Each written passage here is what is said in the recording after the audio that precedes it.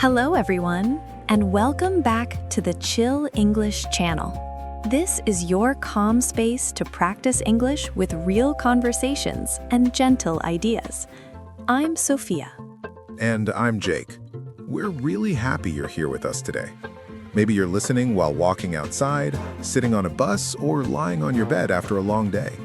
Wherever you are, you don't need to hurry. You don't need to understand everything. Just listening is already enough for now.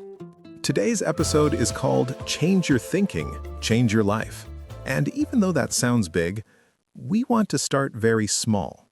Yes, we're not talking about changing everything at once. We're talking about something you use every day without noticing. The way you talk to yourself inside your head. That quiet voice that comments on your life. When you wake up, when you make a mistake, when you try something new. Sometimes that voice is helpful. It reminds you to be careful or to prepare. But sometimes it is very strict. It judges you. It brings back old mistakes. It tells you stories that feel heavy. My inner voice starts working very early. Even before breakfast, it already has opinions. Yes, it never asks if we are ready.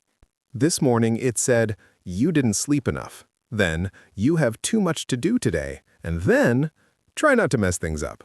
That sounds like a busy mind. It is. Sometimes my mind feels like a group chat with too many messages at the same time. Many people feel the same way, and if you do too, it doesn't mean something is wrong with you. It means your mind learned to be loud. Many English learners tell us something very similar. They say learning English is not only about grammar or vocabulary. They say the hardest part is how they feel when they make mistakes. One small mistake can suddenly feel very big. You forget one word, or your sentence sounds strange, and then your inner voice starts talking. It might say, "That was bad," or "You always do this," or "Other people are much better than you." And when you hear those sentences again and again, they start to feel true. Not because they are true, but because they're familiar. This is how thinking patterns grow, quietly and slowly. A thinking pattern is just a habit of thought. It's the usual way your mind explains things to you. For a long time, my thinking pattern was very hard. I didn't allow myself to be a learner. What do you mean by that? I expected myself to be good very fast. If I wasn't, my inner voice became angry. So mistakes felt dangerous. Yes, instead of seeing mistakes as part of learning, I saw them as proof that I wasn't good enough. That kind of thinking can slowly change how you act. It did for me. I spoke less. I shared fewer ideas. On the outside, you might look quiet or calm, but on the inside, there is a lot of noise. Many people listening might recognize this feeling. You want to speak. You want to try. But something inside says, "Better not," or "Wait until you are perfect." If that sounds like you, we want to say this clearly. There is nothing wrong with you. Your mind is not broken. It learned this way of thinking from somewhere. Maybe from school, maybe from other people, maybe from pressure or fear. And learned things can change. That's why today's topic is important. Because when your thinking changes, your feelings begin to change too. And when your feelings change, your actions slowly follow. You might try again after a mistake. You might speak one more sentence than before. These are small changes, but they matter. This is not about becoming confident overnight. It's about becoming a little kinder to yourself. Some people think changing your thinking means being positive all the time. Always smiling, always saying everything is great. But that's not realistic. And it's not helpful. We believe in honest thinking. Thinking that says, "This is hard," and also says, "I can learn from this." We're not trying to stop your thoughts. That would be impossible. We're trying to listen to them. Because when you listen, you start to see patterns. You notice which thoughts help you and which thoughts push you down. And once you notice them, you have more choice. In this episode, We'll talk about very normal moments. Moments in class, moments at work, Moments when you were alone on your phone, and moments at night when your body is tired but your mind is still awake. we'll keep the English clear and calm.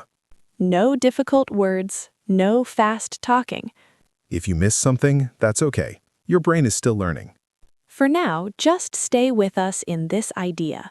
Your thoughts are not facts, They are habits. and habits can slowly change when we understand them better. All right, now, let's slow things down and look more closely at that inner voice we talked about earlier.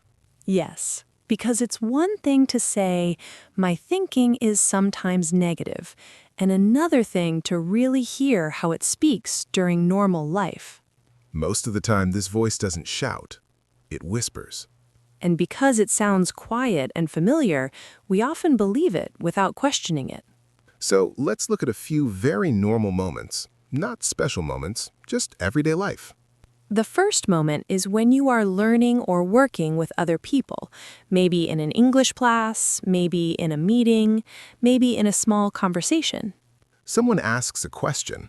You know part of the answer. You feel it inside. For 1 second, you think, I can say this. And then the inner voice jumps in.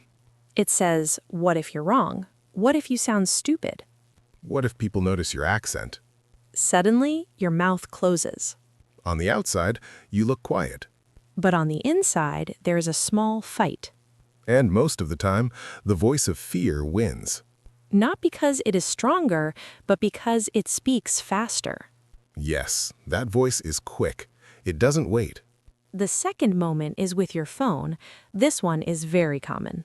You want to send a message in English, maybe to a teacher, a coworker, or someone you respect. You write the message, You read it again. and then the inner voice appears. It says, your English sounds strange. They will judge you. You should rewrite it. So you rewrite it. Then you read it again. And the voice says, still not good. Maybe you delete the message. Or you save it and never send it. Later, the same voice says, why don't you take action? Why are you so quiet? Yes, it's very confusing. It tells you not to act, and then it blames you for not acting. The third moment is at night. This one can feel the heaviest. You lie in bed.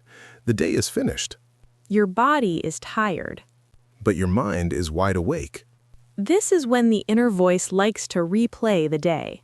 It shows you moments you wish you could change. Why did you say that? Why didn't you speak? Why are you still not better? One small moment becomes many thoughts. And those thoughts start to connect. This is what we call a spiral. One thought pulls another one, And another one. and another one. Until your mind feels very heavy. At that point, it's not about English anymore. It's about your whole life. The voice starts saying, you're behind, you're not changing. If you recognize this, please remember something important. This voice is not telling the truth. It's repeating an old pattern. A pattern that learned to focus on danger, mistakes, and problems. Some people call this voice the inner critic. We like to call it the inner bully. Not because it is evil, but because it talks in a harsh way. It thinks it is protecting you. It wants to stop you from feeling embarrassed or hurt. But the way it speaks actually hurts you more. So the question is not, how do I stop this voice?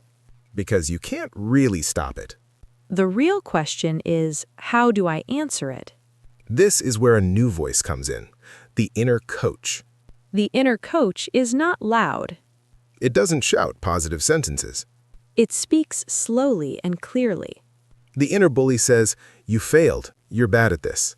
The coach says, yes, that didn't go well. What can we learn? The coach does not lie. It tells the truth, but without attacking you. I remember my first time teaching a big group. I was very nervous. My hands were cold. My voice was not steady. I forgot some words. And one student corrected me. That moment stayed in my mind all day. At night, my inner bully was very active. It said, you are not good enough. You should stop. And if I believed that voice, I would not be here today. But a few days later, I tried something different. I wrote down what really happened. Not what I felt, but what actually happened. I stood in front of the class. I finished the lesson. Some things went wrong. Some things went right. Then I asked myself one question. If I were my own student, what would I say? That question changed everything. Because my inner coach finally spoke. It said, "You were nervous, and that's normal. You showed up. You can prepare differently next time." That voice didn't make me perfect. But it made me try again. And trying again is how change really starts. You can practice this too. Next time you make a mistake, don't say, "I am stupid." Say, "I feel stupid right now." That small change is important. Because you are not attacking who you are. You are describing a feeling. And feelings pass. Another helpful idea is to think about your mind like an algorithm. Like social media. If you watch the same kind of videos again and again, the app shows you more of them. Your mind works in a similar way. The thoughts you repeat become the thoughts your brain shows you more often. If you often think, "I'm bad at English," your brain looks for proof. It notices every mistake. It ignores your progress. But if you start noticing small wins, your brain learns something new.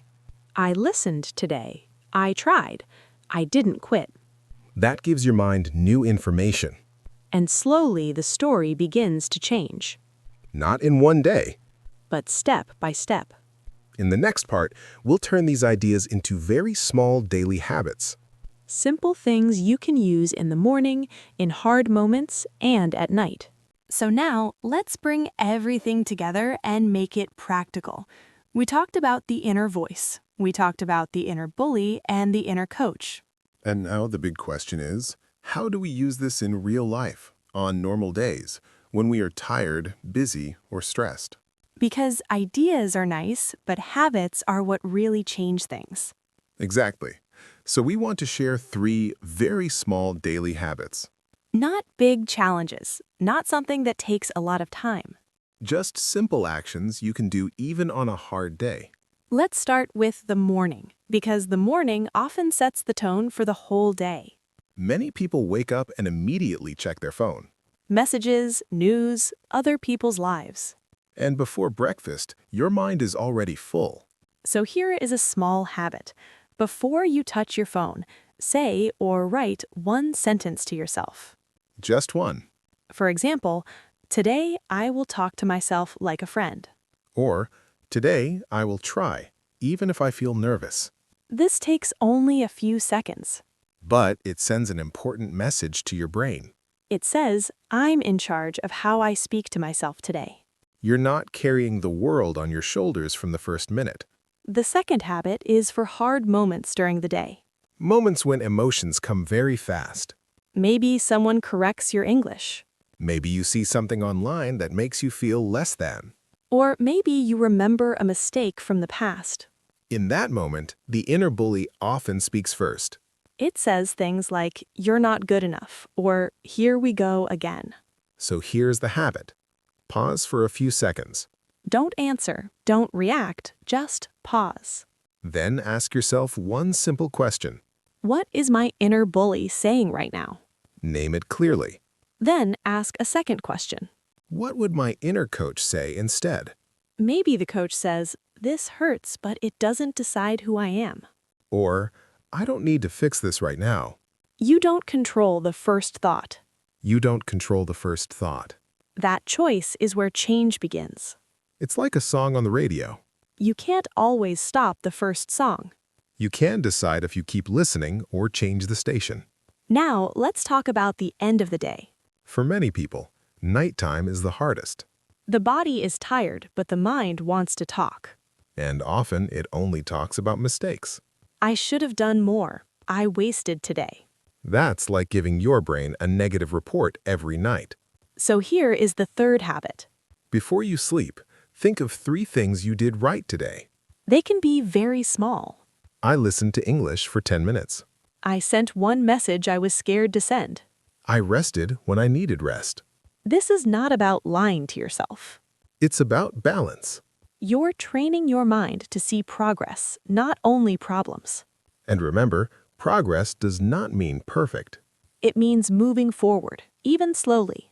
When you do these small habits again and again, something changes. Your confidence doesn't jump. It builds. You start to see yourself as someone who tries. Someone who feels fear but still shows up. And that changes how you live, not only how you learn English. Because at the end of the day, this is not just about language. It's about how you treat yourself while learning. You don't need to become a different person. You don't need to silence every bad thought. You just need a kinder voice next to the loud one. We hope something from today stays with you. Maybe one sentence. Maybe one small habit. If this episode helped you, we'd really love to hear from you. You can leave a comment and share one sentence you often say to yourself. Or one sentence you want to start saying instead. And if you enjoy learning English in this calm and human way, don't forget to subscribe to the Chill English channel. It helps us continue creating episodes like this, and it helps other learners find the space too. Remember, change does not have to be loud. It can be quiet, It can start with one thought.